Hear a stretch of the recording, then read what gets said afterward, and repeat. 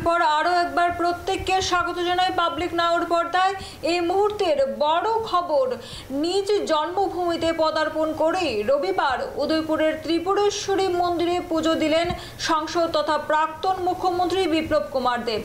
ওনাকে স্বাগত জানান বিধায়ক অভিষেক দেবরায়, জেলা বিজেপির সভানেত্রী সবিতা নাগ, মণ্ডল সভাপতি বিশ্বজিৎ মারাক প্রমুখ।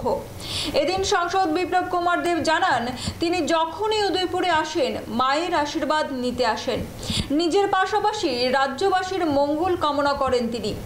এদিন মন্দিরে ভক্তদের মাঝে দেখা যায় উৎসাহ উদ্দীপনা, অনেকে ওনার সঙ্গে সেলফিও তুলতে দেখা যায়। ত্রিপুরেশ্বরী মায়ের পুজোর পর তিনি পাশের শিব মন্দিরেও পুজো দেন এবং পাশাপাশি ভক্তদের মাঝে তিনি প্রসাদও বিতরণ করেন। সাংসদ তথা প্রাক্তন মুখ্যমন্ত্রীর বিপ্লব কুমার দেবের বক্তব্য এই মুহূর্তে চলুন শুনে নিই। পুজো দিলেন মূলত রাজ্যবাসীর জন্য কি বলবেন? দেখো, আমি জন্ম তো উদয়পুরে, মায়ের কাছে ছোটবেলা থেকে আসি।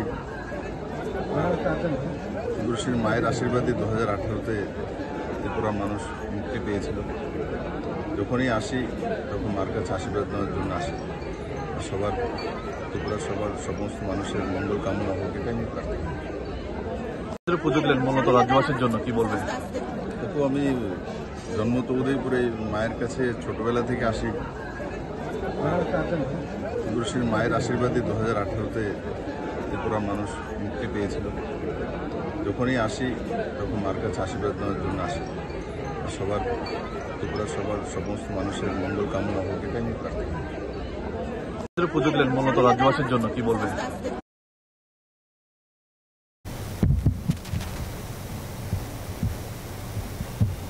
ফিরছি ছোট্ট একটি বিরতির পর, ততক্ষণ পর্যন্ত সঙ্গে থাকুন।